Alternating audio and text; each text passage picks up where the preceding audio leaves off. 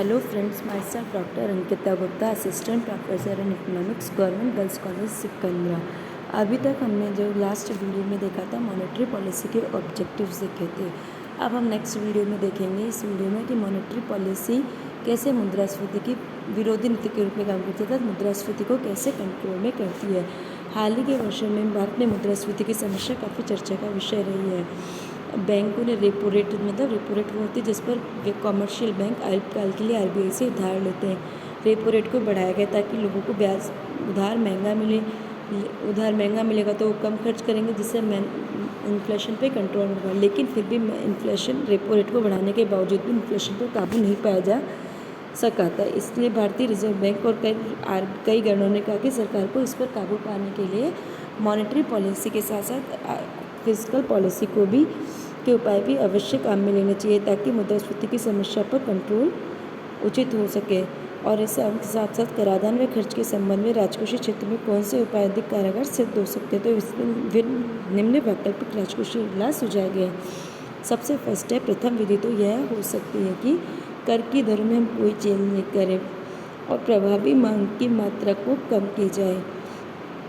कर की दर में तो एज इट इज़ रहे और प्रभावी मांग की मात्रा में कमी की जाए ताकि मुद्रास्फीति पर नियंत्रण स्थापित किया जा सके। क्योंकि यदि कर की दरों में कोई कमी नहीं की गई और सरकारी खर्च घटा दिया तो ऐसी स्थिति में बजट आधिक्य की स्थिति उत्पन्न हो जाएगी, है ना। कर नहीं चेंज होंगे, सरकारी खर्च को हम घटा देंगे तो क्या होगा, सरकार के पास पैसा बचा रहेगा तो क्या होगा, अर्थव्यवस्था में क्रय शक्ति को घटा देगा और विपरीत गुणक प्रभाव उल्टा काम करेगा और राष्ट्रीय आय व रोजगार के घटने से मुद्रास्फीति में कमी आ जाएगी। सेकंड उपाय है कि सरकारी खर्च में कमी के साथ साथ कर की दरों में भी वृद्धि कर दी जाए। इससे बजट अधिक होगा और प्रभावी मांग में प्रथम स्तर से अधिक कमी से मुद्रास्फीति पर ज़्यादा काबू पाया जा सकता है। थर्ड है, युद्ध काल में सरकारी खर्च कम करना कठिन होता है, इससे उस समय केवल कर की दरों को बढ़ाना ही संभव होता है। इससे व्यक्तिगत खर्च की योग्यता घट जाती है, जिससे व्यक्तिगत उपभोग व निवेश में कमी आने से मुद्रास्फीति पर रोक लगाई जाती है। नेक्स्ट है कि उपभोग कर आयकर की तुलना में मुद्रास्फीति को रोकने से अधिक प्रभावी होता है। इसका कारण है कि उपभोग कर सीधे उपभोग को घटाता है और आयकर उपभोग व बचत दोनों को अंशतः कम करता है। व्यय कर आयकर की समान मात्रा की तुलना में मुद्रास्फीति को नियंत्रित करने में अधिक योगदान देता है। इस प्रकार उपभोग्य वस्तु के उत्पादन व बिक्री पर लगाया गया कर मुद्रास्फीति के नियंत्रण की दृष्टि से ज़्यादा कारगर माना गया है। भारत में मुद्रास्फीति को नियंत्रित करने के लिए एक तरफ पूर्ति पक्ष से वस्तु की पूर्ति बढ़ाई जानी चाहिए, दूसरी तरफ मांग पक्ष की ओर से सार्वजनिक खर्च को एक सीमा तक नियंत्रित किया जाना चाहिए। इसके लिए विशेष रूप से गैर योजना व्यय जैसे केंद्र द्वारा खाद्य उर्वरक व ईंधन सब्सिडी को नियंत्रित व नियमित की जाती है। केवल जरूरतमंद लोगों को सब्सिडी दी जानी चाहिए, तो सब्सिडी की टारगेटेड यूज देनी चाहिए। इस प्रकार अब फिजिकल पॉलिसी मुद्रास्फीति विरोधी नीति के रूप में मांग पक्ष और पूर्ति पक्ष दोनों तरफ से अपना योगदान दे सकती है। मांग पक्ष से करों में वृद्धि कर दो और खर्च में कटौती कर दो और पूर्ति पक्ष की ओर से खाद्यान्न आदि के उत्पादन को पर्याप्त वृद्धि को प्रोत्साहन करके मुद्रास्फीति पर नियंत्रण स्थापित करता है।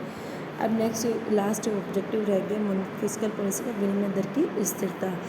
जब एक देश में वस्तुओं और सेवाओं की आयात की राशि इनके निर्यात की राशि में हस्तांतरण भुगतान से अधिक हो जाती है तो उस देश को चालू खाते का घाटा कहा जाता है। अब चालू खाते का घाटा भारत में बढ़ता जा रहा है, जो भारी चिंता का कारण है, क्योंकि हमारे यहाँ पर व्यापार घाटा ऊंचा हो गया, जैसे सोने, खनिज तेल, कोयले आदि का भारी मात्रा में आती है, जबकि इसके कंपेयर में हमारे निर्यात बहुत कम है।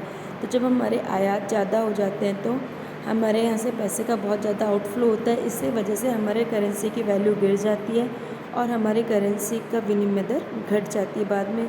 और लेकिन हाल ही में निर्यात वृद्धि दर कमज़ोर करने से चालू खाते का घाटा भी और बढ़ गया है। अब ये गया कि इसको कैसे फिजिकल पॉलिसी के माध्यम से कैसे स्थिर रखा जाए।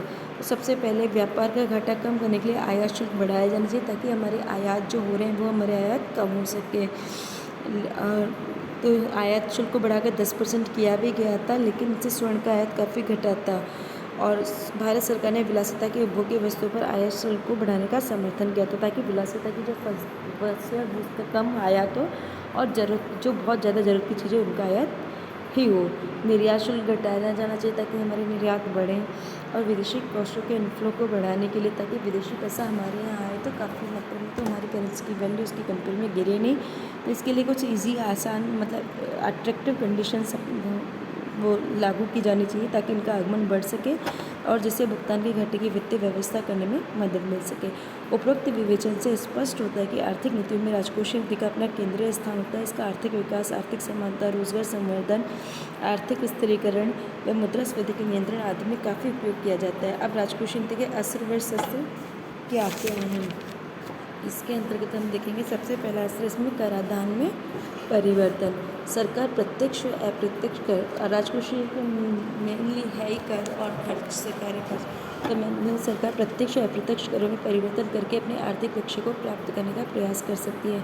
वार्षिक घाटों में केंद्र व राज्यों की सरकारों में करों में परिवर्तन करती रहती है। इस साधन का उपयोग ज़्यादातर विकास के लिए साधन जुटाने में किया जाता है, तेजी मंदी को दूर करने के लिए किया जाता है। कराधान अस्त्र का उपयोग रोजगार संवर्धन, आर्थिक असमानता को कम करने, विदेशी व्यापार व भुगतान के घाटों को कम करने आदि में भी किया जाता है। फिर एक खर्च के प्रारूप में परिवर्तन। सरकार अपने खर्च के ढांचे में परिवर्तन करके आर्थिक समस्याओं को हल कर सकती है। सरकार क्या करे, ज़्यादातर अनुत्पादक व्यय पे तो खर्चा करे नहीं और योजनाबद्ध व्यय को बढ़ाएं, तो वैसे राजकोषीय नीति काम करेगी अच्छे से। इसमें सार्वजनिक उधार है, उसका उपयोग करके विकासशील देश अपने बचत व निवेश के भाव की समस्या का समाधान निकाल सकते हैं। इसके लिए वित्तीय प्रोत्साहनों का उपयोग किया जाता है।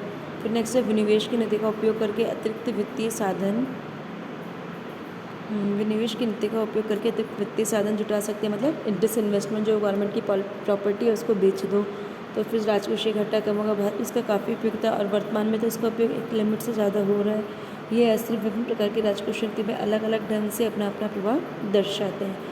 अब राजकोषीय नीति की 3 किस्में, मतलब वेराइटीज़ है। एक तो स्वचालित होती है, इसको बोलते हैं ऑटोमेटिक स्टेबलाइजेशन की फिस्कल पॉलिसी। एक होती है क्षतिपूरक राजकोषीय नीति, एक होती है विवेकशील राजकोषीय नीति।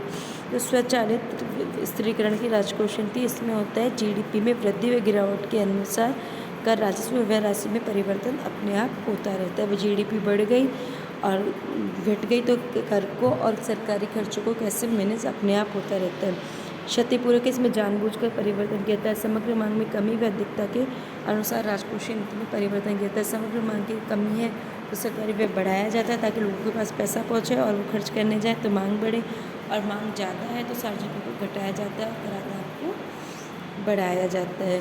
और फिर विवेकशील राजकोषीय नीति, इसमें राजकोषीय कराधान सरकार के विवेक पर निर्भर करता है। स्वयं सरकारी कराधान में सरकारी व्यय उधार के संबंध में निर्णय लेती है। आजकल राजकोषीय नीति का महत्व विकसित और विकासशील दोनों प्रकार के देशों में देखा जाता है। विकसित देशों में इसका प्रयोग व्यापार चक्रों या तेजी मंदी के नियंत्रण में करते हैं और विकासशील व आर्थिक दृष्टि से पिछड़े देश इसका उपयोग अपनी आर्थिक वृद्धि दर को ऊंचा करने में विशेष रूप से करते हैं। तो कहने का अभिप्राय है कि भविष्य में राजस्व घाटों, राजकोषीय घाटों, प्राथमिक घाटों आदि के प्रश्नों का उचित हल निकाला जाना आवश्यक है, क्योंकि ये घाटे बहुत ज़्यादा बढ़ रहे हैं और ये घाटे देश के लिए नुकसानदायक है। राजकोषीय घाटा तो हर हाल में कम किया जाना चाहिए ताकि विकास के लिए अधिक साधन जुटाया जा सके, क्योंकि ये तो पहले ही एक्स्ट्रा में उधारी को बढ़ा रहा है और मुद्रास्फीति को बढ़ा रहा है। तो ऐसा, इसी के साथ हमारे मैक्रो इकोनॉमिक्स की BA पार्ट सेकंड की 3rd सेक्शन ख़त्म होता था। अब हम 2nd सेक्शन पे फोकस करेंगे। Thank you.